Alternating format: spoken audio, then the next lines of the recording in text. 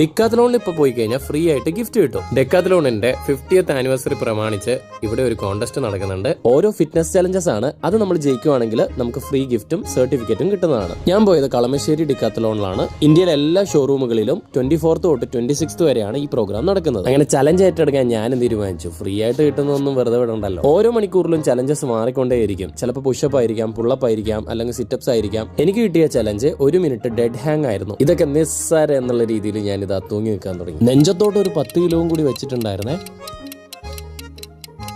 അങ്ങനെ വിജയകരമായി ഞാൻ എൻ്റെ ചലഞ്ച് പൂർത്തീകരിച്ചിരിക്കുകയാണ് സുഹൃത്തുക്കളെ. അങ്ങനെ എനിക്ക് പ്രൈസ് കിട്ടി. പിന്നെ വലിയ കുഴപ്പമൊന്നുമില്ല കേട്ടോ, പോയവർക്കൊക്കെ കിട്ടുന്നുണ്ട് പ്രൈസ്.